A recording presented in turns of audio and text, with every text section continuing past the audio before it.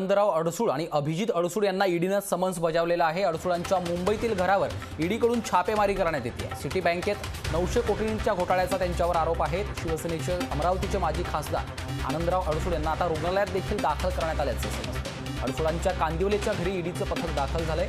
अडसूळ पिता पुत्रांना ईडीनं समन्स बजावलेला आहे। आपण पाहतोय आताच्या क्षणाची सर्वात मोठी बातमी, आनंदराव अडसूळांची तब्येत बिघडल्यानं त्यांना आता रुग्णालयात दाखल करण्यात आल्याची देखील माहिती समोर येते आहे। दरम्यान ईडीनं शिवसेनेचे माजी खासदार आनंदराव अडसूळ यांच्या कांदिवली येथील घरावर सकाळी कारवाई केली आहे। मिळालेल्या माहितीनुसार ईडीची टीम सकाळी 6च्या सुमारास आनंदराव अडसूळ यांच्या कांदिवली पूर्व कदमगिरी या घरावर पोहोचली। 4 तासांहून अधिक काळ आनंदराव अडसूळ यांची चौकशी करण्यात येत होती। ईडीचे 4 अधिकारी अडसूळ यांच्या घरी पोहोचले होते। चौकशी दरम्यान आनंदराव अडसूळ यांची तब्येत बिघडली असून गोरेगाव येथील रुग्णालयात त्यांना नेण्यात आल्याची देखील माहिती आता समोर येते आहे। आपण बघतोय आताच्या क्षणाची सर्वात मोठी बातमी आहे। सिटी बँकेत 900 कोटींच्या घोटाळ्याचा त्यांच्यावर आरोप आहे। भाजपचे आमदार रवी राणा यांच्या तक्रारीनंतर आता ईडीकडून ही संपूर्ण कारवाई केली जाते आहे। 900 कोटींचा घोटाळा केल्याचा त्यांच्यावर आरोप ठेवण्यात आलेला आहे। आनंदराव अडसूळ हे सिटी बँकेचे अध्यक्ष असताना त्यांच्या कार्यकाळात बँकेत 900 कोटी रुपयांचा भ्रष्टाचार झाल्याचा आरोप आहे। अडसूळांचे नातेवाईक बँकेच्या संचालक मंडळावर होते। त्याचवेळी कर्ज वाटपात अनियमितता आणि एनपीएमध्ये घसरण झाली आणि याच घसरणीमुळे बँक गेल्या 2 वर्षांपासून बुडीत आहे। खातेदारांनी अनेक वेळा अडसूळ यांची भेट घेतली, पण अडसूळांनी खातेदारांची कोणत्याही प्रकारची दखल घेतली नसल्याचा आरोप देखील अडसूळ यांच्यावर ठेवण्यात आलेला आहे। भाजपचे आमदार रवी राणा यांनी या संदर्भात ईडीकडे तक्रार नोंदवली होती आणि त्याच तक्रारीनंतर आता ईडीकडून ही कारवाई करण्यात येत आहे। दरम्यान आनंदराव अडसूळ यांना रुग्णालयात दाखल करण्यात आलेले आहे। त्यांची प्रकृती खालावल्यानं त्यांना रुग्णालयात नेलं होतं आणि त्या ठिकाणी आता त्यांच्यावर उपचार देखील सुरू करण्यात आलेले आहेत। आनंदराव अडसूळ आणि अभिजित अडसूळ यांना ईडीनं समन्स बजावलंय, त्यामुळे आता अडसूळ कुटुंबियांकडून या संदर्भात कुठली अधिकृत प्रतिक्रिया येतं का हे देखील पाहणं तितकंच महत्त्वाचं असणार आहे।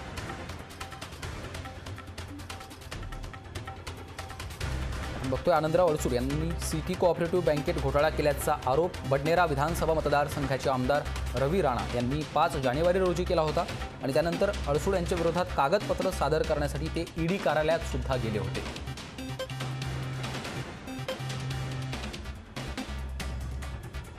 सिटी कोऑपरेटिव्ह बँकेच्या मुंबईमध्ये 13 ते 14 शाखा आहेत। या बँकेत 900 खातेदार आहेत। ही बँक बुडण्यास अनधिकृतरित्या वाटलेली कर्ज कारणीभूत आहेत असा आरोप देखील रवी राणा यांनी केला होता। तसंच आनंदराव अडसूळांनी बँकेची प्रॉपर्टी भाड्यानं दिली, आता खातेदारांना केवळ 1000 एवढी रक्कम मिळतीये असा आरोप देखील रवी राणा यांनी त्यावेळी केला होता आणि त्याच संपूर्ण प्रकरणात आता ईडीकडून ही चौकशी सुरू करण्यात आलेली आहे।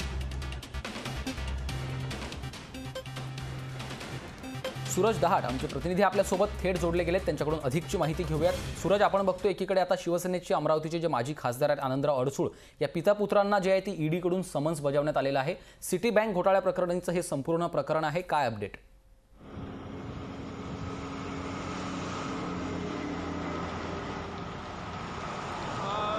बघितलं गेलं तर शिवसेनेचे माजी खासदार आनंदराव अडसूळ यांनी मुंबईतील सिटी लँड बँकेमध्ये घोटाळा केला होता। त्या आरोपावरून बडनेराचे अपक्ष आमदार रवी राणा यांनी ईडीकडे याची तक्रार केली होती। या बँकेमध्ये मोठ्या प्रमाणात घोटाळा झाला आहे, त्याची आपण चौकशी करण्यात यावी।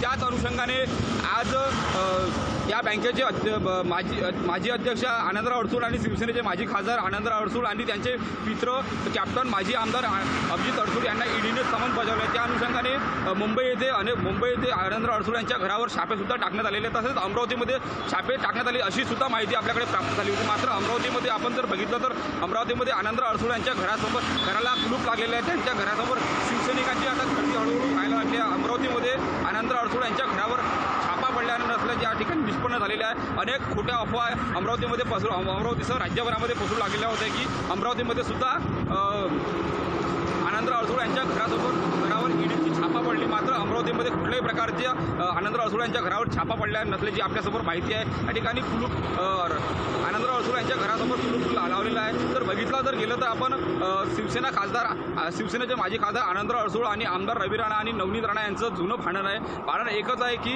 नवनीत राणा यांच्या जात पडताळणी प्रमाणपत्रावर आनंदराव अडसूळ यांनी आक्षेप घेतला होता। हायकोर्टाने नवनीत राणांचं जात पडताळणी सुद्धा रद्द केलं होतं। त्याला एक नवनीत राणांनी दिल्लीच्या सुप्रीम कोर्टामध्ये आव्हान दिलं होतं। त्याचं 2 दिवसानंतर ज्या नवनीत राणांच्या जात पडताळणीवर सुनावणी सुद्धा होणार, त्याच अनुषंगाने 2 दिवसाच्या अगोदर ही मोठी घडामोड समजली जात आहे. आपण जर बघितलं शिवसेनेच्या वतीने आता प्रतिक्रिया येऊ लागलेली आहे की नवनीत राणा यांचं जात प्रमाणपत्र रद्द होणार आहे, त्यांची खासदारकी रद्द होणार. त्या अनुषंगाने आमदार रवी राणावर व नवनीत राणा हे खटाटप करत आहे. त्या अनुषंगाने या सगळ्या घोडामोड होत आहे असाही आरोप शिवसेनेच्या वतीने करण्यात येतो आहे. श्रीकांत. नक्कीच सूरज, तुम्ही आमच्यासोबत असेच जोडून राहा. अधिक अपडेट्स तुमच्याकडनं घेणार आहोत. तुर्तास या संपूर्ण प्रकरणावर भाजपचे आमदार रवी राणा यांची प्रतिक्रिया येते, पाहूयात. मराठी खातेदारांना मुंबईच्या न्याय देण्यासाठी ज्यांनी जेव्हा बँक बुडाली म्हणून जो धक्का होता तो सहन करू शकले नाही, 10 ते 15 लोक त्यात मरण पावले. 60 वर्षाचे, 70 वर्षाचे, 80 वर्षाचे बुजुर्ग कम्युनिटी बँकेमध्ये चक्रा मारतात, पण 1 रुपया त्यांना मिळत नाही. अशा प्रकारची परिस्थिती आनंदराव अडसूळ जे माजी खासदार आहे, शिवसेनेचे नेते आहे, त्यांनी करून ठेवलेली आहे. आणि मला असं वाटतं ईडीची कारवाई अत्यंत योग्य आहे, त्याच्यावर कारवाई झाली पाहिजे आणि त्या मराठी खातेदारांना न्याय मिळाला पाहिजे जे न्यायासाठी बिचारे धडपडत होते, मागणी करत होते. आणि आज आर्थिक गुन्हे शाखेने फाईल बाजूला करून ठेवलेली आहे. मुख्यमंत्र्यांच्या प्रेशरमुळे आज ईडीनी निपक्ष चौकशी केली, कारवाई केली, त्याचं मी स्वागत करत आहे. तर आपण बघितलं भाजपचे आमदार रवी राणा यांनी या संदर्भात सविस्तर प्रतिक्रिया दिली आहे. ईडीची कारवाई योग्य असून आपण त्याचं स्वागत करत असल्याचं ते म्हणाले आहेत. आपण पुढे एकदा जाऊयात. आमचे प्रतिनिधी सूरज दहाड आपल्यासोबत जोडलेले आहेत. सूरज, आपण बघतोय आता रवी राणा यांची देखील प्रतिक्रिया समोर येते. संपूर्ण ही जी ईडीची कारवाई आहे ही योग्य आणि स्वागतार्ह असल्याचं ते म्हणत आहेत. सौरभ, यामध्ये थोडं करेक्शन करतो मी. रवी राणा हे भाजपचे आमदार नसून ते अपक्ष आमदार आहे. त्यांनी त्या सिटीलँड बँकेमध्ये मोठ्या प्रमाणात घोटाळा झाला असा आरोप केला होता. त्या अनुषंगाने ते ईडी त्या अनुषंगाने आनंदराव अडसूळ यांची ईडीकडे तक्रार केली. त्या अनुषंगाने सर्व कारवाई. मात्र 29 तारखेला नवनीत राणांचा जो सुप्रीम कोर्टामध्ये निकाल लागतो आहे, त्या निकालाच्या अनुषंगाने 2 दिवसा अगोदर ही मोठी घडामोड होत असल्याने यामुळे त्या सर्व खटाटप असल्याचाही आता आरोप होत आहे. या ठिकाणी आता अमरावतीमध्ये शिवसैनिक आता आक्रमक झालेला आपल्याला बघायला मिळतो आहे. अमरावतीच्या नवसारी येथील आनंदराव अडसूळ यांच्या घरासमोर आता शिवसैनिकांची गर्दी व्हायला लागली आहे.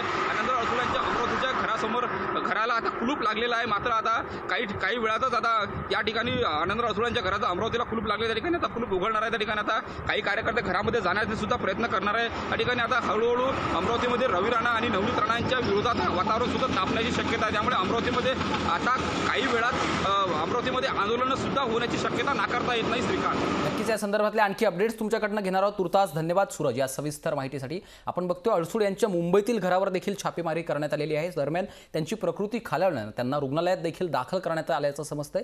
या संदर्भात अधिक अपडेट्स देण्यासाठी रुपाली बडवे आमच्या प्रतिनिधी आपल्यासोबत थेट जोडल्या गेल्यात. रुपाली, आपण बघतोय मुंबईतील त्यांच्या घरावर देखील ईडीचे छापेमारी सुरू आहे आणि त्यांची प्रकृतीच्या संदर्भातले देखील काय अपडेट्स आहेत, काय सांगाल? नक्कीच शिकार, आपण जर बघितलं खरं तर जशा पद्धतीने एकूणच ईडीची कारवाई सुरू झालेली आहे आणि एकूणच आपण बघितलं फक्त अमरावतीच नाही तर मुंबईत देखील कांदिवलीमध्ये त्यांचं घर आहे, तिकडे देखील ईडीची कारवाई सध्या चालू आहे. ही सगळी कारवाई चालू असतानाच आनंदराव अडसूळ यांची तब्येत देखील काहीतरी खालावल्याचं माहिती आपल्याला मिळते आहे. आणि या संदर्भात आपण जर बघितलं तर त्यांना आता रुग्णालयात हलवण्यासाठी देखील हालचाली सुरू असल्याचं देखील पाहायला मिळत आहे.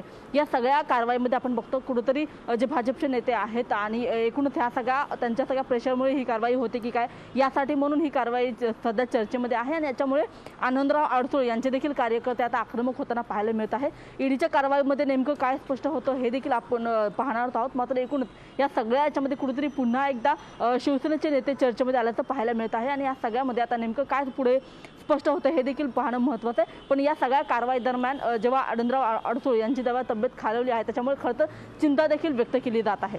नक्कीच. आणि आणखी एक मुद्दा असा आहे रुपाली या संदर्भात की जाणीवपूर्वक महाविकास आघाडीमधील जे मंत्री आहेत किंवा आमदार आहेत किंवा शिवसेनेचे विशेषतः जे मंत्री किंवा आमदार आहेत, लोकप्रतिनिधी आहेत, त्यांनाच अशा पद्धतीनं टार्गेट केलं जातं असा सुद्धा एक सूर पाहायला मिळतोय. त्यामुळे या संपूर्ण प्रकरणाला कुठेतरी राजकीय किनार आहे का अशी चर्चा देखील एका ठराविक वर्तुळात सुरू झाली आहे.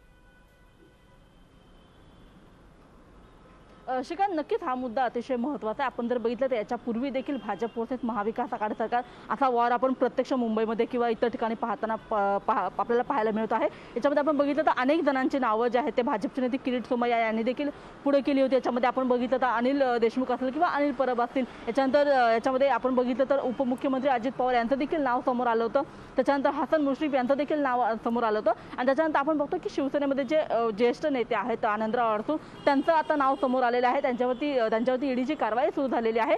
भाजपचे जे नक्कीच नेते तुम्ही या संदर्भात आपल्यासोबत असेच जोडून राहा. तुर्तास काँग्रेसचे प्रवक्ते सचिन सावंत आपल्यासोबत जोडलेत. सचिन सर, खूप खूप स्वागत आहे आपलं लोकशाही न्यूजमध्ये. आपण बघतोय अशा पद्धतीनं वारंवार आता शिवसेनेच्या किंवा महाविकास आघाडीच्या नेत्यांनाच टार्गेट केलं जात आहे का, असं सुद्धा सूर उमटतोय. तुमची काय प्रतिक्रिया? नाही, पुतिन मॉडेल चालू आहे देशामध्ये.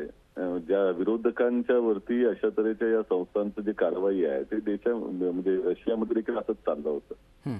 आणि एकंदरच आता या कारवाया म्हणजे एक जोकच झालेला आहे. ते सगळ्या केवळ त्या विरोधी पक्षाच्या नेत्यांच्याच वरती अशा तऱ्हेच्या कारवाया होतात. जो कोण भारतीय जनता पक्षाचा विरोध करेल निकरानं त्याच्या विरोधामध्ये अशा तऱ्हेची कारवाई होतातच आहेत. मला असं वाटतं की यापेक्षा दुर्दैवाची परिस्थिती कुठली नसेल. देशातल्या या संस्था या भाजपच्या बटीक झालेल्या आहेत आणि एकंदरच मोदी सरकारच्या नाचण्यावरती नाचत आहेत. नक्कीच सचिनजी, खूप खूप धन्यवाद लोकशाहीशी बातचीत केली त्याबद्दल.